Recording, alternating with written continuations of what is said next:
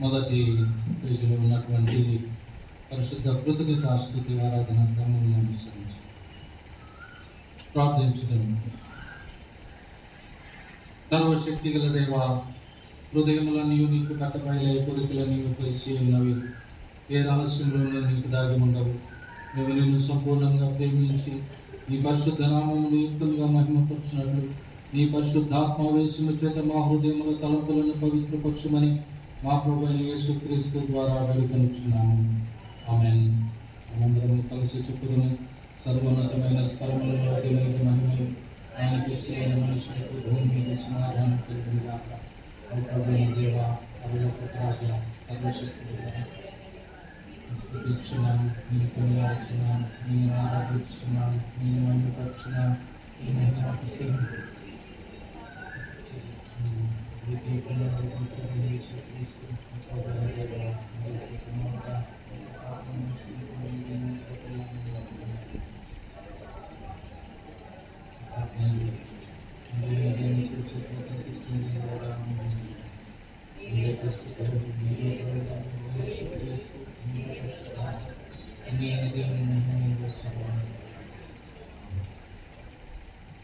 మన ప్రభువైన యేసుక్రీస్తు చెప్పున్నదేమనగా, ఇశ్రాయేలు వినుము, మన దేవుడగు ప్రభువు, అద్వితీయుడగు ప్రభువు, నువ్వు నీ పూర్ణ హృదయంతోను, నీ పూర్ణ ఆత్మతోను, నీ పూర్ణ మనస్సుతోను, నీ పూర్ణ బలముతోను నీ దేవుడైన ప్రభువును ప్రేమింపగలను. ఇది మొదటి ఆజ్ఞ. నిన్ను వలె నీ పొరుగు వానిని ప్రేమింపగలను. రెండవ ఆజ్ఞయు దాని వంటిదే. వీటికంటే ముఖ్యమైన ఆజ్ఞ మరేది లేదు. రెండు ఆజ్ఞలను ధర్మశాస్త్రం అంతటికి నీ ప్రవక్తలకు ఆధారమైనవి.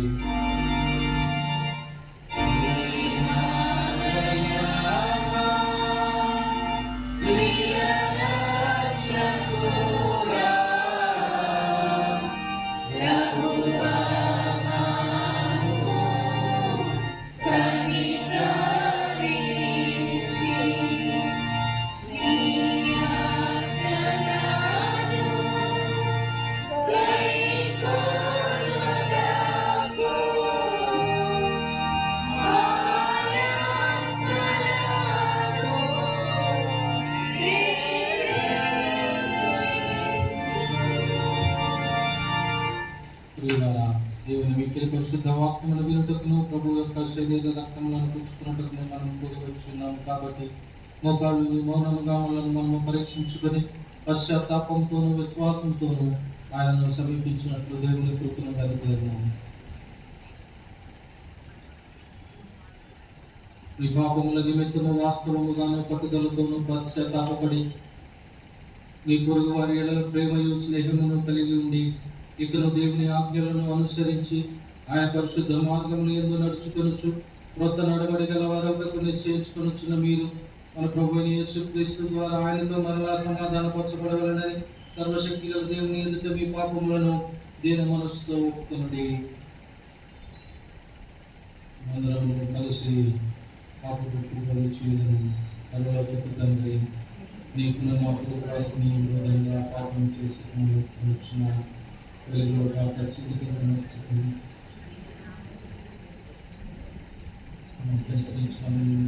వచ్చిన యేసుక్రీస్తుని మా పాపము నీకు నిత్యముంటుంది. ఈ పరిశుద్ధాత్మ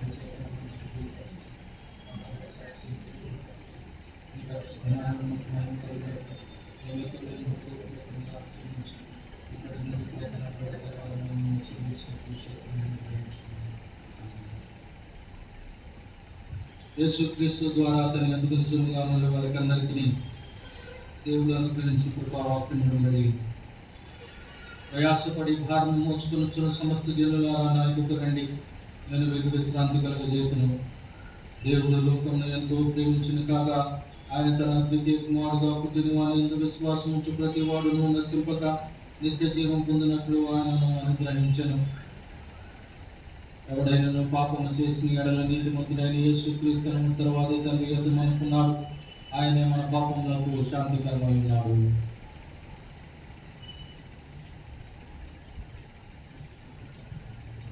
మన పరలోకపు తండ్రి అయిన సర్వశక్తి గల దేవుడు తమ సహోదరులను క్షమించి మనస్ఫూర్తి అయిన పశ్చాత్తాపముతోను నిజమైన విశ్వాసముతోను తన వైపునకు మళ్ళీ వారికి అందరికీ నీ పాపములను క్షమించదని తన గొప్ప కనికరము వల్ల మాట ఇచ్చి ఉన్నాడు.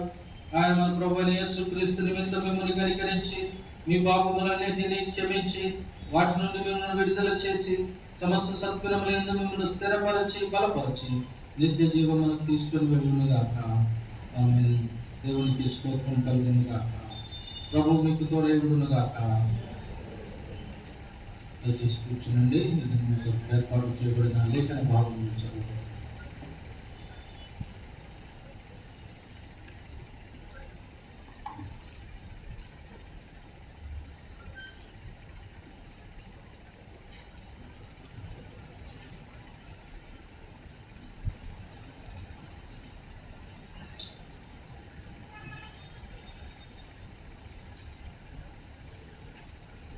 ఈ పరిశుద్ధ దినమునకై ఏర్పాటు చేయబడిన మొదటవ పాఠముగా రాజులకు రాసిన మొదటి గ్రంథము 3వ అధ్యాయము 3వ వచనం నుండి ప్రారంభం.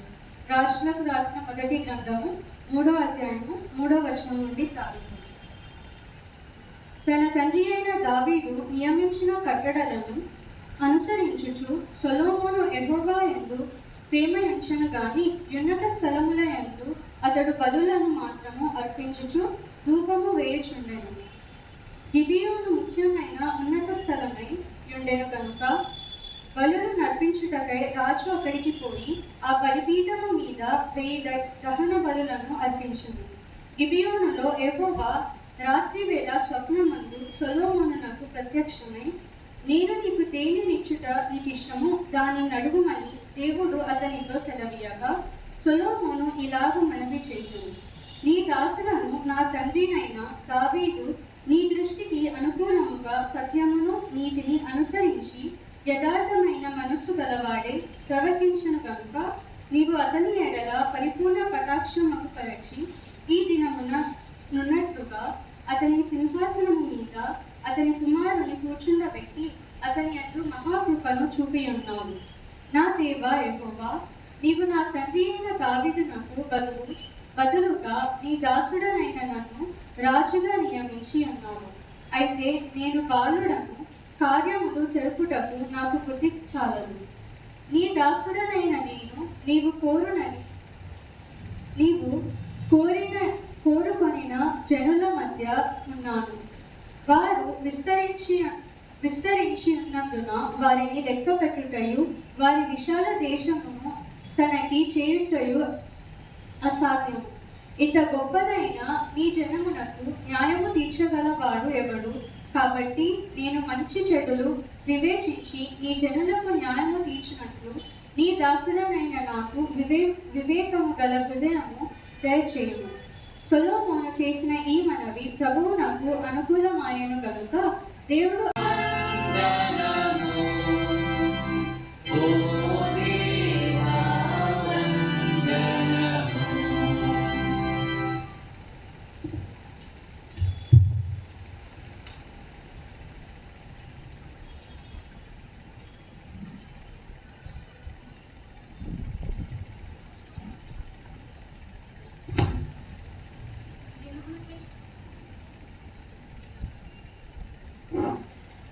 ఈ దినమునకై ఏర్పాటు చేయబడిన సువార్త పాఠంగా లూకా సువార్త 10వ అధ్యాయం 21 నుంచి 24 వచనాలు చదువుకున్నాం. లూకా సువార్త 10వ అధ్యాయం 21 నుంచి 24 వచనాలు చదువుకున్నాం. ఆ గడియలోనే యేసు పరిశుద్ధాత్మ యందు బహుగా ఆనందించి, తండ్రి, ఆకాశమునకును భూమికి నీ ప్రభువా, నీవు జ్ఞానులకును వివేకులకును ఈ సంగతులను మరుగు చేసి పసిపారులకు బయలుపరిచినావని నిన్ను స్తుతించుచున్నాను. అవును తండ్రి, అలాగూ నీ దృష్టికి అనుకూలమైన సమస్తమును నా తండ్రి చేత నాకు అప్పగించబడి ఉన్నది. కుమారుడెవడో తండ్రి తప్ప మరెవడును ఎరుగడు, తండ్రి ఎవడో కుమారుడును కుమారుడెవనికి ఆయన బయలుపరచునుద్దేశించునో వాడును తప్ప మరెవడును ఎరుగడని చెప్పాను. అప్పుడు ఆయన తన శిష్యుల వైపు తిరిగి, మీరు చూచుచున్న వాటిని చూచు కన్నులు ధన్యులైనవి. అనేక మంది ప్రవక్తలకును రాజులను మీరు చూచుచున్నవి చూడగోరు వినగోరి విడకయు నుండిరని మీతో చెప్పుచున్నానని ఏకాంతమందు వారితో అని ఇంతటితో పని.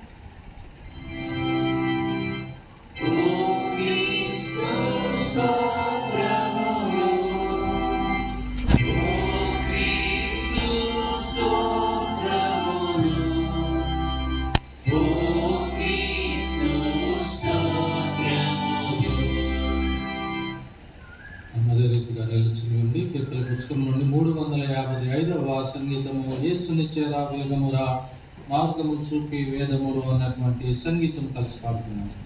355.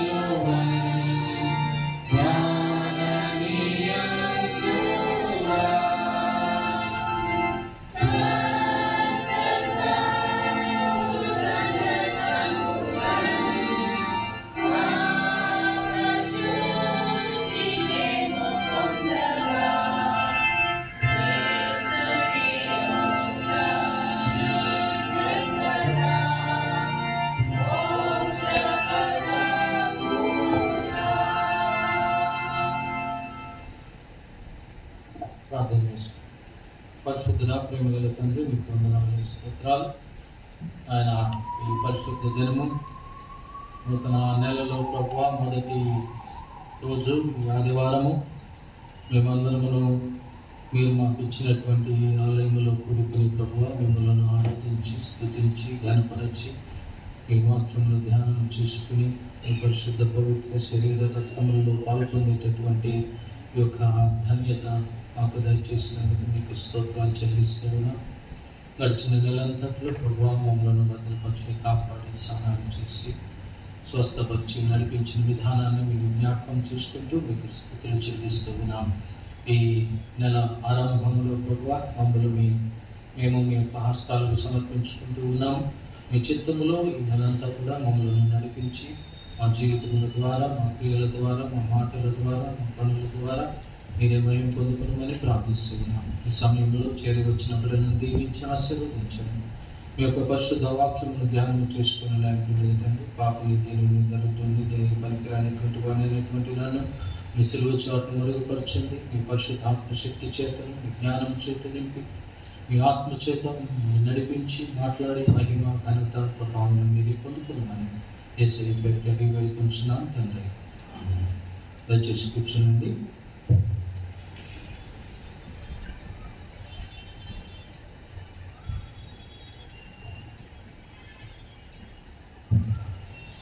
ప్రభు అయిన యేసుక్రీస్తు నామం పేరిట మీకు అందరికీ వందనాలు చెల్లిస్తూ ఉన్నా. బయట స్టూడెంట్స్ ఉంటే లోపలికి రావాల్సిందిగా కొత్త ఉన్నాను. చదువుకునేటటువంటి వారు స్కూల్కి కానీ కాలేజీలకు కానీ వెళ్ళేటటువంటి వారు ఎవరన్నా ఉన్నట్లయితే బయట దయచేసి లోపలికి రావాల్సిందిగా మనం చేస్తూ ఉన్నాను. ఎందుకంటే ఈరోజు ప్రత్యేకంగా మరి స్టూడెంట్స్ సండేగా విద్యార్థుల ఆదివారముగా మనము ఆచరిస్తూ ఉన్నాము. కాబట్టి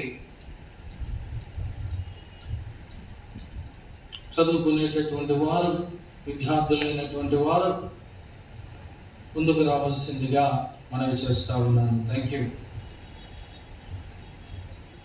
వచ్చే వారము కాదు కానీ ఆ పై వారం నుండి కూడా మరి పిల్లలందరూ నూతన తరగతుల్లో ప్రవేశించిన ఉన్నారు. కాలేజెస్లో స్కూల్స్లో నూతన తరగతుల్లో వారు ప్రవేశించిన ఉంటుండగా మన దక్షిణ ఇండియా సంఘము ఆలోచన చేసి మరి ఈ ప్రత్యేక ఆదివారాన్ని విద్యార్థుల ఆదివారంగా మరి ఏర్పాటు చేయడం జరిగింది. సంతోషం. ఎక్కువ మంది విద్యార్థులను నేను చూస్తూ ఉన్నాను. నిన్న వాట్సాప్ గ్రూప్లో మెసేజ్ పెట్టాను, చూసుకున్నారా? ఏమండి చూసారా? అందులో 3 చుక్కలు ఉంటాయి కదా, అది అయ్యి ఉండి ఇలా ఉంటుంది. అది నొక్కామనుకోండి, నాకు తెలుసు కొన్ని అది నొక్కితే ఆ మెసేజ్ ఎవరెవరు చదివారు అనే లిస్ట్ వస్తుంది కదా. సో ఆ లిస్ట్ చూసా, అబ్బో అందరూ చదివారు. ఏమని పెట్టా మెసేజ్ చెప్పండి? అందరు చదివారు కదా.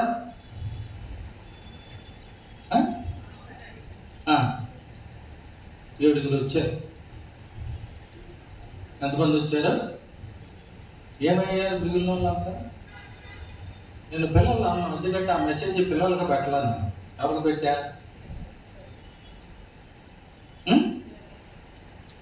తల్లిదండ్రులకు పెట్టారు. So where your children. సెలవులు కాదా? అప్పుడే స్టార్ట్ అయిపోయినాయా? బళ్ళు కాలేజీలు అప్పుడే స్టార్ట్ అయిపోయినాయా అండి? ఏరే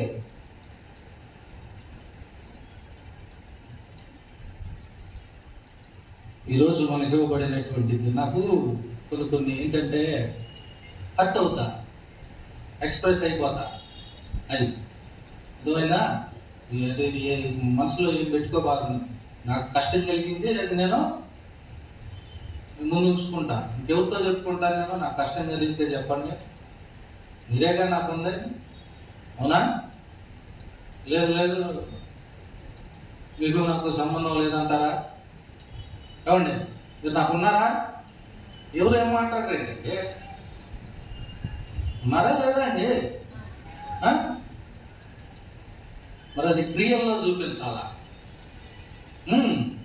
సో ఈరోజు మనకు ఇవ్వబడినటువంటి థీమ్ ఏంటంటే యెహోవా యందు భయభక్తులు కలిగి ఉండుటయే జ్ఞానమునకు మూలం.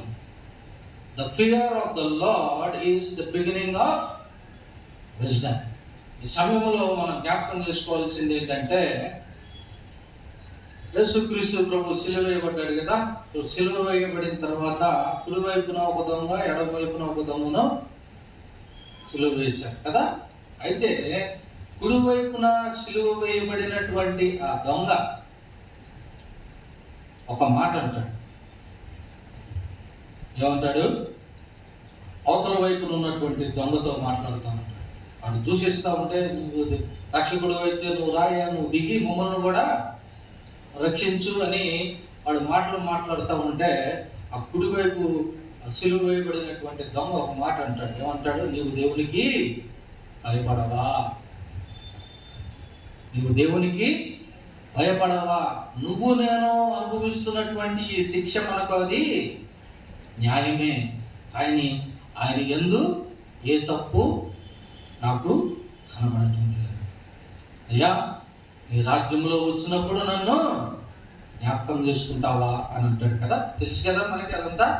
సో ఎప్పుడైతే కుడివైపు సిలువ వేయబడినటువంటి ఆ దొంగ నువ్వు దేవునికి భయపడవా అని అన్నాడో, దాని అర్థం ఏంటంటే వాడు దేవునికి భయపడుతున్నాడు అనేటటువంటి అర్థం కదా. సో ఎప్పుడైతే దేవునికి భయపడ్డాడో వాడు వెంటనే దేవుడు వానికి ఆ యొక్క జ్ఞానాన్ని ఇచ్చాడు. ఏంటి ఆ జ్ఞానం అని అంటే యేసుక్రీస్తు ప్రభు అంటే తెలుసు, ఇద్దరు చచ్చిపోతారని తెలుసు కదా.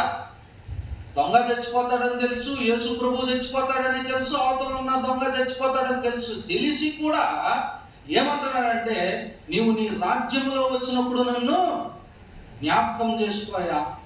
ఆ జ్ఞానం ఎక్కడి నుంచి వచ్చింది వాడికి?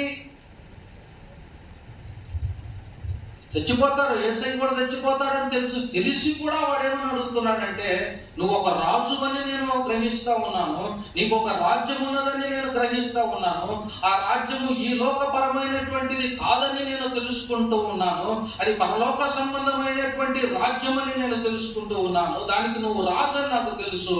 సో నువ్వు వచ్చేటప్పుడు నీ రాజ్యములో నన్ను జ్ఞాపకం చేసుకో. That is the beginning of. వాడు ఎప్పుడైతే దేవునికి భయపడ్డాడో దేవుడు వాడికి ఆ యొక్క జ్ఞానాన్ని ఇచ్చినటువంటి వాడు. సో నీకు జ్ఞానం కావాలి అని అంటే యవనస్తులైనటువంటి వారు, చదువుకునేటటువంటి వారు ఇక్కడ కూర్చొని ఉన్నారు కదా పిల్లలు, మీకు జ్ఞానం కావాలి అని అంటే ఫస్ట్ థింగ్ ఏంటంటే నువ్వు దేవునికి భయపడాలి, దేవుని యందు భయభక్తులు కలిగి ఉండాలి. That is the basic principle. If you want wisdom you need to fear your God. So ఈ రోజు మనకు ఏర్పాటు చేయబడినటువంటి పాఠ్య భాగాల్లో మనం చూస్తే పాత నిబంధన గ్రంథంలో మొదటి రాసుల గ్రంథము 3వ అధ్యాయంలో మనం చూసినట్లయితే అక్కడ మనందరికీ తెలిసినటువంటిదే ఈ సొలొమోను మహారాజు గారి యొక్క స్టోరీ మనకు అందరికీ తెలిసినటువంటిదే కదా. అక్కడ ఆ సొలొమోను ఏం చేశాడంటే గిబియోనులో ఆయన మరి రాజు అయిన తర్వాత గిబియోనుకు వచ్చి అక్కడ ఆ యొక్క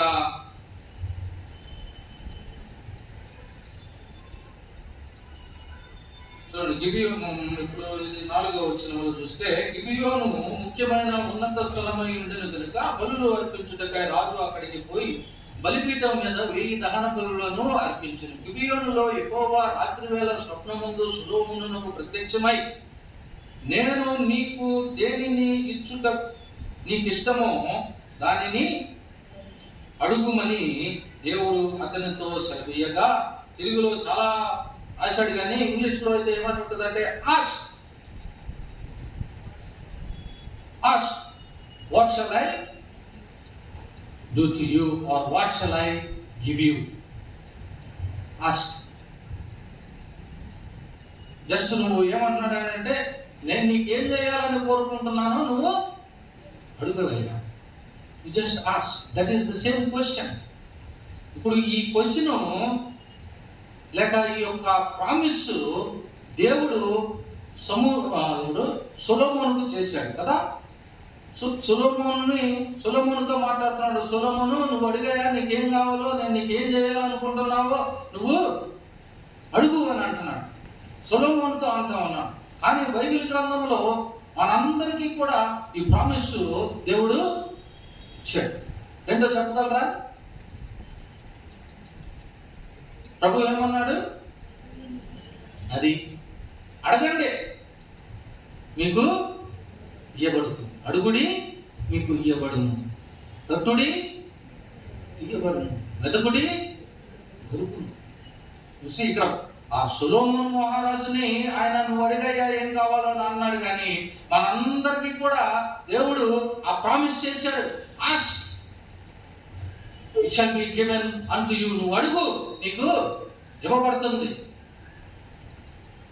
సో ఇక్కడ అడగమన్నప్పుడు సమూయేలు ఏమడిగాడు? సొలొమోను ఏమడిగాడు?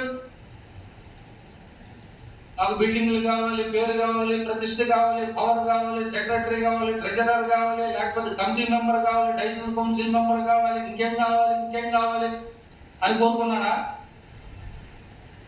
ఏం కోరుకున్నాడు? ఏమండి? Give me an understanding heart. జ్ఞానం కూడా కాదు, అక్కడ ఆయన ఏమడిగాడు? Give me an understanding heart. అర్థం చేసుకునేటటువంటి, వినగలిగేటటువంటి హృదయాన్ని నాకు ఇవ్వాలి.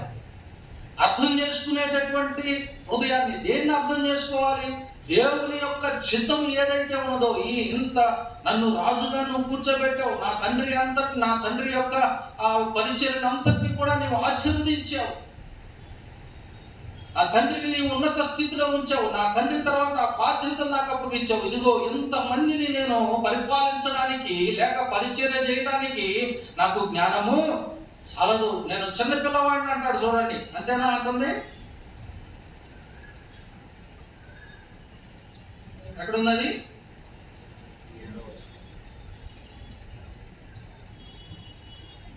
నేను బాలుడను అంటున్నాడు. చూడండి, 7వ వచనంలో, నా దేవా యెహోవా, నీవు నా తండ్రి అయిన దావీదుకు బదులుగా నీ దాసుడనైన నన్ను రాజుగా నియమించి ఉన్నావు. అయితే నేను బాలుడును, ఈ కార్యములు జరుపుటకు నాకు బుద్ధి చాలదు, నేను బాలుడును అంటున్నాడు. నేను పిల్లవాడిని అంటున్నాడు. వాడు పిల్లవాడా?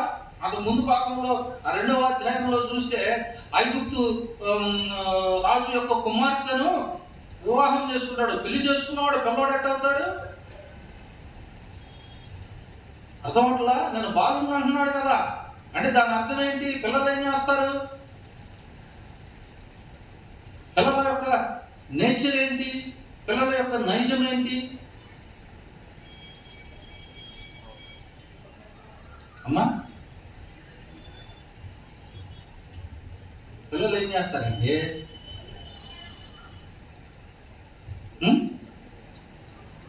తల్లిదండ్రుల మీద ఆధారపడతారండి. ఏం చేస్తారు? ఏది కావాలన్నా, మమ్మీ డాడీ నాకు అది కావాలి, నాకు ఇది కావాలి అని ఏం కావాలన్నా కానీ ఎవరిని అడుగుతారు? పిల్లలు ఎవరి మీద ఆధారపడతారు? తల్లిదండ్రుల మీద ఆధారపడతారు కదా.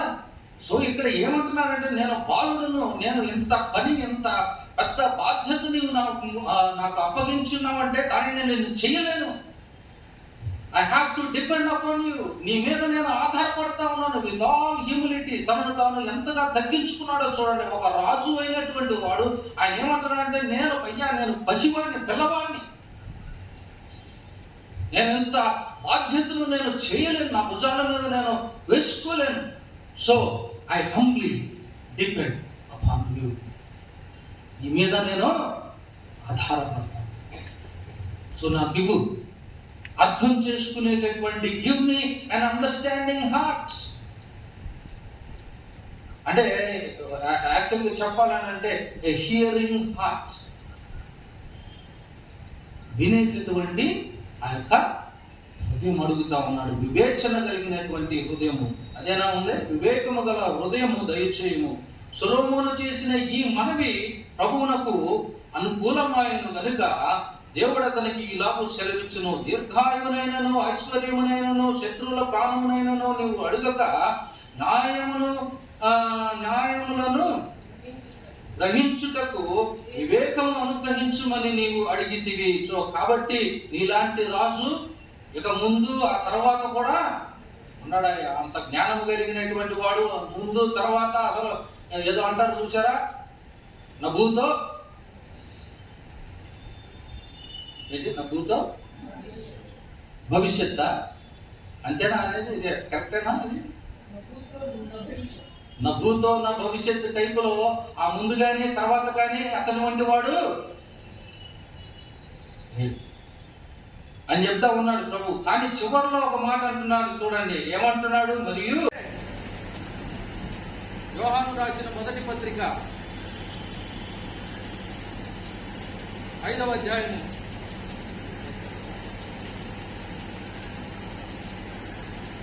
13వ వచనము నుండి చదవనమ్మా. దేవుని కుమారుని నామమందు విశ్వాసముంచి మీరు నిత్య జీవము 11వ వచనము నుండి చదవండి. ఆ సాక్ష్యం ఏమనగా, దేవుడు మనకు నిత్య జీవమును దయచేసెను. ఈ జీవము ఆయన కుమారుని యందు ఉన్నది. చాలు. ఏమని చెప్తున్నాడు అక్కడ? ప్రతి క్రైస్తవుడు క్రైస్తవురాలు తెలుసుకోవలసినటువంటి ఈ యొక్క సత్యం ఏంటి అని అంటే, దేవుడు మనకు నిత్య జీవమును, ఇట్ ఈస్ ఎ గిఫ్ట్. ఏంది భయపడుతున్నా? Hello hello. నిత్య జీవము అనేటటువంటిది దేవుడు మనకిచ్చేటటువంటి బహుమానం కదండి. దేవుని వాక్యం ఏమని చెప్తా ఉంది? నిత్య జీవం అనేటటువంటిది దేవుడు మనకి ఇచ్చే ఆ బహుమానం. అది ఎవరిలో ఉందంటున్నాడు? ఆ జీవము ఆయన కుమారుని యందు ఉన్నది. అంటే దాని అర్థం ఏంటి?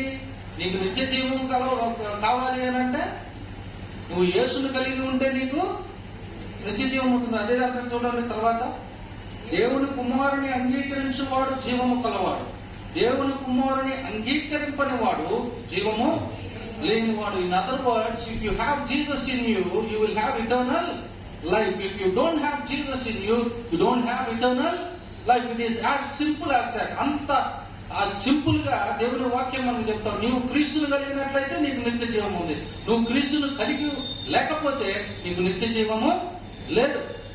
ఈ నా మాట లేదు. ఎస్, నా మాటలు కాదు, ఇది దేవుని వాక్యం చెప్తాము. సో ఇప్పుడు చదవండి. నువ్వు నమ్ముతున్నావా? నీకు నిత్య జీవం ఇచ్చినటువంటి వాడు దేవుడు ఆయన కుమారుని యందు నీకు ఇచ్చాడనేటటువంటి విషయం నువ్వు నమ్ముతున్నావా లేదా? ఏమండి? So you believe. సో ఇక్కడ తర్వాత చదవండి. దేవుని కుమారుని నామమందు విశ్వాసముంచు మీరు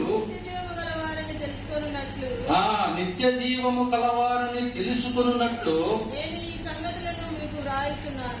యోహాను గారు రాస్తా ఉన్నాడు ఈ సంగతులు. ఏంటి అని అంటే, యేసుక్రీస్తు నామమందు విశ్వాసం ఉంచినటువంటి మీకు నిత్య జీవము ఉన్నదనేటటువంటి విషయాన్ని మీరు నమ్మాలి అంటున్నాడు. నమ్ముతున్నావా? ఇదే ఇక్కడ ఉన్నదే నేను ఎక్స్ప్లెయిన్ చేశాను అంతే, వేరే కొత్తదేం చేయలే.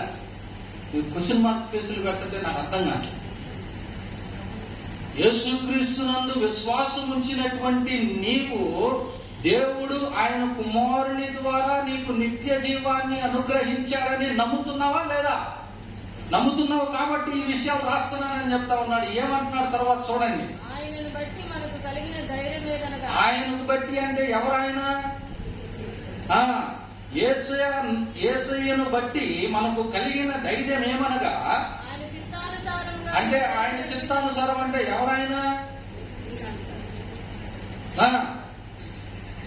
చదవండి. ఆయన చిత్తానుసారముగా మనము ఏది అడిగినను ఆయన మన మనవి ఆలకించునన్నదే. ఏమన్నారు చూసారా? మనకి యేసుక్రీస్తు ప్రభువునందు మనకు ఇచ్చిన దేవుడు మనకు అనుగ్రహించినటువంటి ఆ ధైర్యం ఏంటి అంటే, what ever you ask he will here you. అంతేనా? నీవు ఏది అడిగినను ఆయన మన మనవి ఆలకిస్తాడు. మనము ఏమి అడిగినను ఆయన మన మనవి ఆలకించునని మనము ఎరిగిన ఎడల మనం ఆయనను వేడుకొనినవి మనకు కలిగినవని ఎరుగుదుము. సో అంటే నాకు బెంచ్ కార్ కావాలి, నాకు ఇంకొకటి కావాలి అని అంటే నువ్వు ఏది అడిగితే అది ఇచ్చేస్తానన్నావు కాబట్టి ఏది అడిగితే అది ఇచ్చేస్తాడని అర్థమా? మన శశి ఉన్నాడండి, నిన్న కనపడ్డాడు శశి ఏదో మంచి సాఫ్ట్వేర్ జాబ్ ఏదో కావాలని అనుకున్నాడు. ఫలానా కంపెనీలో అమెజాన్ లో నాకు కావాలి అని అనుకుంటే అది ఇచ్చేస్తాడా దేవుడు? మనం ఏది అడిగితే అది ఇచ్చేస్తాడా దేవుడు అని అర్థం ఇక్కడ చెప్తా ఉన్నాడా? మరి నువ్వు ఏది అడిగితే అది ఇస్తాను అంటున్నాడు ఇక్కడ. అంటే ఏది అడిగినా ఇచ్చేస్తాడా లేదా అన్నారు? ఏదో దేవుని చిత్తమై ఉంటే అసలు దేవుని చిత్తం ఏది అని నీకు ఎట్లా తెలుసు? ఏది మన జీవితంలో దేవుని చిత్తం ఏదో మనకు ఎట్లా తెలుస్తుంది?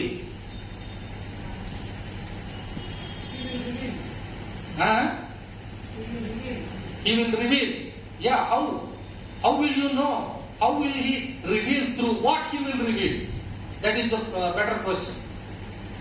దేని ద్వారా ఆయన రివీల్ చేస్తాడు? ఎలా రివీల్ చేస్తాడు? అంతేనా? Through what? By what? Through word of God. అంటే దాని అర్థం ఏంటి అని అంటే, ఆ చిత్తం మనకు ఎలా తెలుస్తుంది అని అంటే, దేవుడు నాకు ముందు చదువుకున్నాం కదా, క్రీస్తును నీవు కలిగి ఉన్నట్లయితే నీకు, so if Jesus lives in you, his will becomes your will. అర్థమవట్లా? క్రీస్తు ప్రభు మనలో ఉంటే,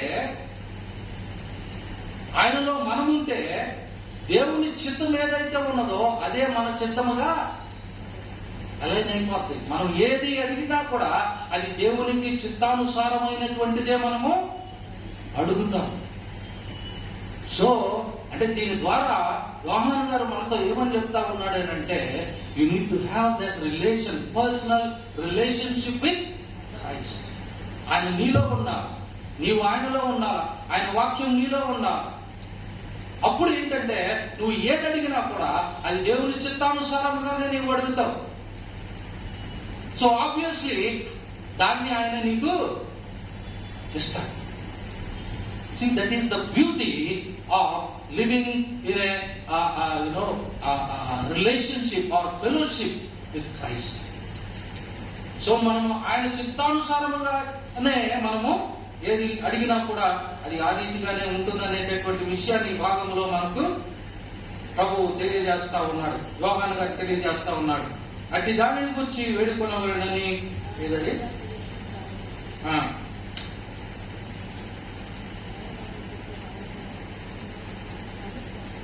15వ వచనం. మనం ఏమి అడిగినానో ఆయన మన మనవి ఆలకించునని మనము ఎరిగిన ఎడల మనం ఆయనను వేడుకొనినవి మనకు కలిగినవని ఎరుగుదుము. తన సహోదరుడు మరణకరము కాని పాపము చేయగా ఎవడైనను చూచిన ఎడల అతడు వేడుకొనును. అతని బట్టి దేవుడు మరణకరము కాని పాపము చేసిన వానికి జీవము దయచేసి ఇది కొద్దిగా ట్రిక్కీగా ఉంది. మరణకరము కాని పాపం ఏంటి, మరణకరమైనటువంటి పాపం ఏంటి? అంతేనా? అక్కడ ఉంది. నేనే కొత్తది ఏం మాట్లాడలా. ఏమన్నాడు? మరణకరము కాని పాపము చేస్తే నువ్వు అతని కొరకు, ఆ పాపి కొరకు నువ్వు ప్రార్థన చేస్తే అతనికి జీవాన్ని ఇస్తానంటున్నాడు. అయితే తర్వాత ఏమన్నాడు? మరణకరమైన పాపము కలదు అంటున్నాడు. సో మరణకరమైన పాపం ఏంటిది? మరణకరణం ఏంటిది? మరణకరము కాని పాపం ఏంటి? ఏమండి? నీ సహోదరుడు మరణకరము కాని పాపము చేయగా నువ్వు అతని కొరకు ప్రార్థన చేయి, నేను ఆలకిస్తా, అతనికి కావలసినటువంటి జీవాన్ని నేను ఇస్తా. అయితే మరణకరమైన పాపము కలదంట. ఏంటిదా మరణకరమైన పాపము? ఆ పాపం చేస్తే నువ్వు వాడి కొరకు అసలు ప్రార్థన చేయొద్దు అంటున్నాడు కదా. అట్టి వారి గురించి వేడుకొనవలనని నేను చెప్పట్లేదు. సకల దుర్నీతియు పాపము, అయితే మరణకరము కాని పాపము కలదు. సో మరణకరమైనటువంటి పాపం అంటే ఏంటిది? ఇంకా పాపం చేస్తే నీకు మరణమే. What is that sin?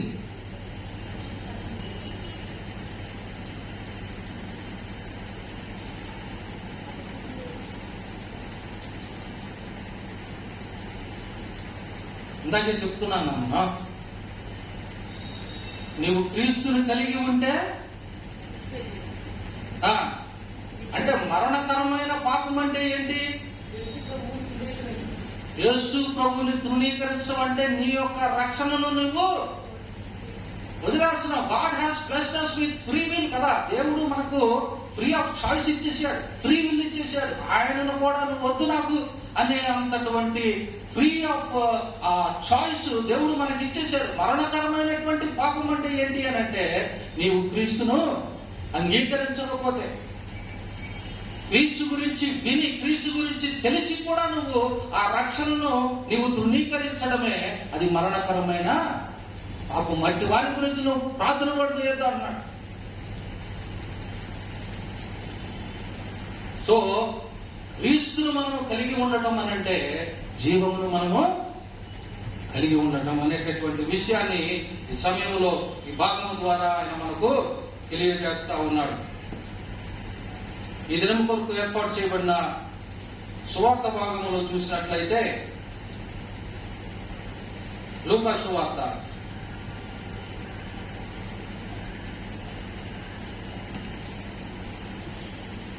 ఇవన్నీ స్టూడెంట్స్ మీరు వచ్చే వారం పై వారం నుండి నూతన తరగతుల్లోకి మీరు వెళ్ళబోతూ ఉన్నారు. So you need to understand the word of God. దేవుని వాక్యాన్ని మీరు అర్థం చేసుకోవాలి. మీకు జ్ఞానం కావాలి అని అంటే డాడీ నాకు జ్ఞానం అంటే డాడీ ఇస్తారా జ్ఞానం? మమ్మీ నాకు తెలివి అంటే మమ్మీ తెలివి ఇస్తారు. నీకు ఎవరు ఇస్తారు? మీ టీచర్లు ఇస్తారా? వాళ్ళు కొంతవరకే చెప్తారు. కానీ మీకు ఆ విజ్డమ్ అనేటటువంటిది మీరు పొందుకోవాలి అని అంటే దేవుడిని మీరు కలిగి ఉండాలి, ప్రభువును మీరు కలిగి ఉండాలా. You need to live and abide in him if you want knowledge and wisdom. ఆ దేవుని యందు భయభక్తులు కలిగి ఉండాలి. ఇక్కడ అంటాడు, ప్రభు అంటాడు చూడు, ఆ 70 మంది శిష్యులను పంపిస్తాడు. పంపించి ఆ దయ్యాలను వెళ్ళగొట్టండి, సిక్కుని మీరు బాగు చేయండి అని చెప్పి పరిచర్య చేయమని పంపిస్తాడు. వాళ్ళు తిరిగి వచ్చి, అయ్యా మేము ఇన్ని కార్యాలు చేశాము, మేము దయ్యాలు వెళ్ళగొట్టాము, రోగులను స్వస్థపరిచాము, వాక్య ప్రకటన చేశామని ఆ రిపోర్ట్ ఇచ్చినప్పుడు ప్రభు ఆయన సంతోషంతో దేవునికి స్తుతులు చెల్లిస్తా ఉన్నాడు. ఈ praises his father in heaven. ఆయన స్తుతులు చెల్లిస్తూ ఏమంటున్నాడో చూడండి. అయ్యా నువ్వు జ్ఞానులకు వివేకులకు ఈ సంగతులను మరుగు చేసి పసిబాలులకు బయలుపరిచినామని నిన్ను స్తుతించుతున్నాము. ఎవరండి ఆ శిష్యులు? పసిబాలురా, పసిపిల్లల శిష్యులు. పేతురు యేసు ప్రభు కంటే పెద్దవాడు తెలుసా? వాళ్ళు పసిబాలు అంటున్నాడు ప్రభు. సో దట్ మీన్స్ అంటే పసిపిల్లలు ఆ తల్లిదండ్రుల మీద ఆధారపడేటటువంటి మనస్తత్వం కలిగినటువంటి వారని చెప్పుకున్నాం కదా అంతకు ముందు. సో వారు ఈ యొక్క పరిచర్యను కొనసాగించడానికి క్రీస్తు వారి యొక్క సేవలో పరిచర్యలో పాలుభాగస్తులుగా అవుతూ క్రీస్తు ప్రభువు మీద వారు ఆధారపడి వెళ్ళి పరిచర్య చేసుకొని వాళ్ళు తిరిగి వచ్చారు. సో ఆ జ్ఞానాన్ని పసివారైనటువంటి అభాగ్యులైనటువంటి ఏమీ తెలియనటువంటి వారెవరో వారి యొక్క వృత్తి అంటే చేపలు పట్టే వృత్తి కదా. So they are illiterates, uneducated ones. But still దేవుని యొక్క అంటే దేవుడు ఆయన కుమారుడైనటువంటి యేసుక్రీస్తు ప్రభువు, ఆయన మెస్సియా లోక రక్షకుడు అనేటటువంటి ఈ సత్యాన్ని, ఈ జ్ఞానాన్ని ఆ అభాగ్యులైనటువంటి ఆ శిష్యులకు దేవుడు బయలుపరిచాడు. అందుకయ్యా నేను నీకు నిన్ను స్తుతిస్తూ ఉన్నాను అని చెప్తూ ఏమంటాడంటే సంవత్సరం 22వ వచనము, సమస్తమును నా తండ్రి చేత నాకు అప్పగింపబడి ఉన్నది. కుమారుడు ఎవడో తండ్రి తప్ప మరెవడును ఎరుగడు. తండ్రి ఎవడో కుమారుడు ఎవరికి బయలుపరుచునో వాడు తప్ప మరెవడును ఎరుగడని చెప్పాడు. So here he speaks of his that intimate relationship with his father. యేసుక్రీస్తు ప్రభువు తన తండ్రితో, ఆయన తండ్రితో ఆయనకు ఉన్నటువంటి ఆ యొక్క ఇంటిమేట్ రిలేషన్షిప్ గురించి ఇక్కడ చెప్తా ఉన్నారు. చూడండి, నేనెవరో తండ్రికి తెలుసు, తండ్రి ఎవరో నాకు తెలుసు, నేను ఎవరికి బయలుపరిస్తే వారు తెలుసుకుంటారు. సో ఇక్కడ కూర్చున్నటువంటి మనందరికీ కూడా యేసుక్రీస్తు ప్రభువు ఆయన బయలుపరిచాడు. తండ్రి ఎట్టివాడో ఆయన మనకు బయలుపరిచినటువంటి.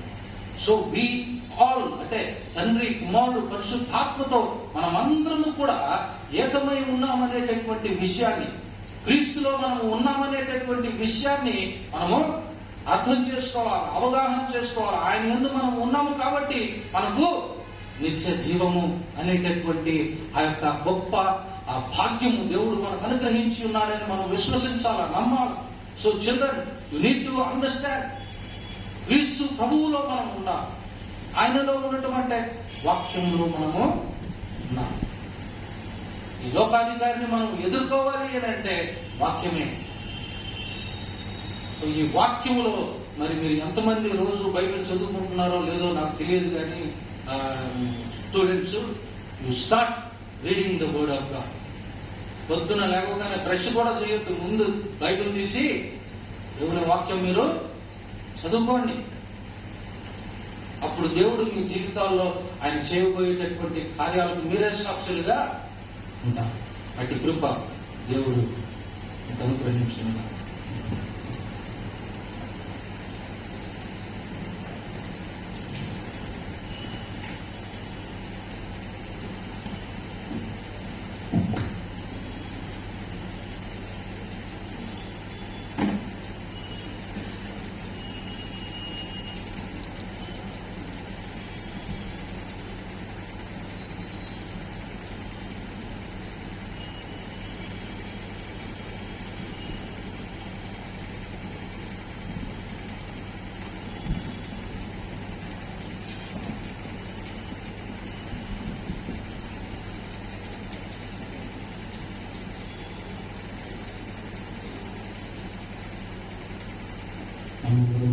నిల్చుని ఉంది.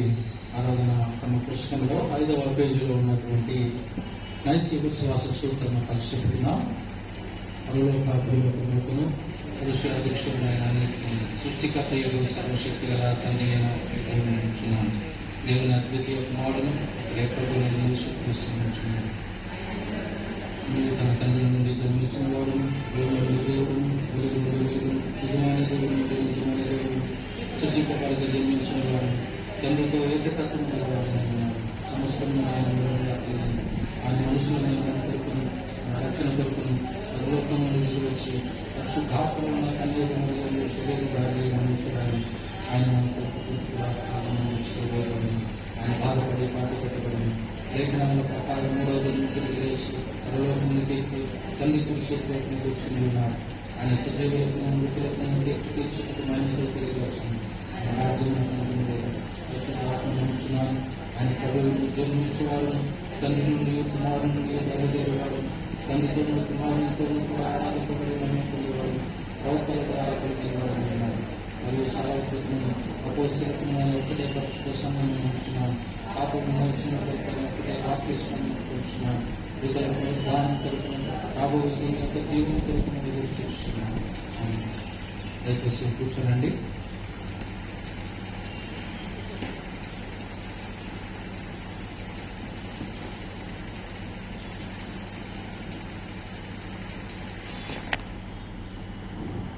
దేవుని నామములో అందరికీ తెలియజేస్తున్నానండి. అలాగే ఆరాధనకి కొత్తగా వచ్చిన మనతో పాటు పాల్గొన్న వారికి సంఘం తరపున ఆహ్వానం తెలియజేస్తున్నాను. మరి ముఖ్యంగా ఉద్యోగ నిమిత్తం అబ్రాడ్ వెళ్ళిపోయి సంవత్సరం కాలం తర్వాత వెకేషన్స్కి వచ్చిన బిల్మోడి ఆనంద్కి సంఘం తరపున ప్రేమపూర్వక ఆహ్వానం తెలియజేస్తున్నాను. అలాగే మా ఫీలింగ్ ఏంటంటే మా చెల్లి అక్క మ్యారేజ్ చేసుకుని వేరే ఊరు వెళ్ళిపోతే పండగకి మన ఇంటికి వచ్చినంత ఆనందంగా ఉంది. బిల్లుమరి ఆనందకి సంఘం తరపున ఆహ్వానం తెలియజేస్తాం. సంఘంలో అనారోగ్యం ఉన్న నిమిత్తము మీ అందరూ ప్రార్థన జ్ఞాపకం చేసుకుని చూస్తున్నాం. వారి విధంగా ఉన్నారు జేమ్స్ రజనాన్ గారు, డాక్టర్ రేయ విలోనే గారు, డాక్టర్ సరళ గారు, పిల్లి జాన్ గారు నిమిత్తము మీ అందరి ప్రార్థన జ్ఞాపకం కోరుతున్నాం. పోయిన వారం ఆయన అనారోగ్యం గురి కాబట్టారు. ప్రస్తుతం కూడా ఐసీయూలో ఉన్నారు. లలిత సూపర్ స్పెషాలిటీ హాస్పిటల్లో ఐసీయూలో ఉన్నారు. పోయిన వారం మీద బెటర్గా ఉన్న ట్రీట్మెంట్. మెడికల్ ప్రకారం చెప్పాలంటే పోయిన వారం 56 పాయింట్లు ఉన్నది, అది 30 పాయింట్లకు వచ్చినది. ఇంకా తగ్గాలని మన ప్రార్థనలో జ్ఞాపకం చేసుకున్నాం. బర్త్డేస్ ఈ విధంగా ఉన్నాయి. ఈ వారం డాక్టర్ వి గాడ్సన్ సురేష్ గారు 1వ తారీఖు, అలాగే కమలా రోజులే 3rd June, reverend G N Suman Das గారు 4th జూన్, జయదాస్ గారు 5th June, Salman Dheeraj 6th June, Shanthakumari గారు 3rd జూన్. వారికి సంఘం తరఫున పుట్టినరోజు శుభాకాంక్షలు తెలియజేస్తున్నాను. వెడ్డింగ్ యానివర్సరీ విధంగా ఉన్నాయి. డి జయచంద్ర గారు, ఉషారాణి గారు 5th June. Last week offering ఈ విధంగా ఉన్నాయి. 13 కంబైన్డ్ సర్వీస్ మనకి 13,270 రూపాయలు. ముఖ్యమైన గమనించండి, నెక్స్ట్ వీక్ నుంచి మన ఆరాధన టైమింగ్స్ మార్చబడుతున్నాయి. ఇంగ్లీష్ ఆరాధన ఉదయం 8 గంటలకు ఉంటుంది, తెలుగు ఆరాధన 10 గంటలకు ఉంటుంది. గమనించి అందరూ ఫాలో అవ్వాల్సిన కోరుతున్నాం. పోయిన వారంలో మనకి పిల్లి మేరీ కుమార్ గారి అబ్బాయి చనిపోయారు, భాస్కరరావు. ఆయన జ్ఞాపకార్థ కూడిక 2/6/25 అనగా రేపు ఉదయం 11 గంటలకి శారదా కాలనీ 15వ లైన్లో జరుగుతుంది. సంఘం అంతటికి ఆహ్వానం తెలియజేస్తుంది.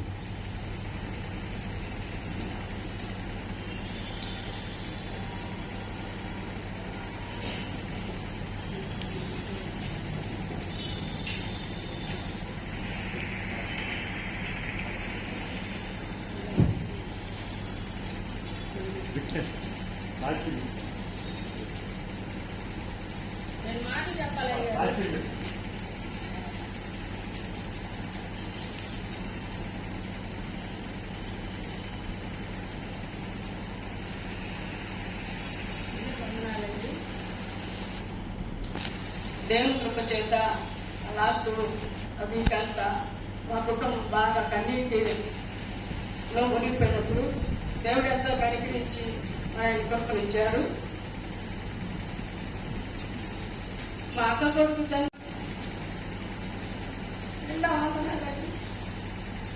Thank you.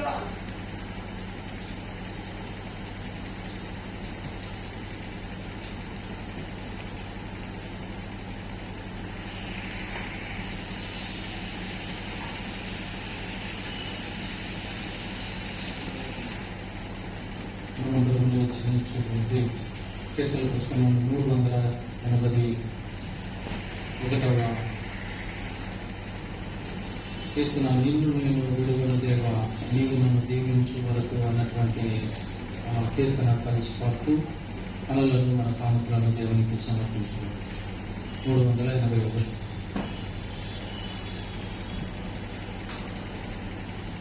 నిన్ను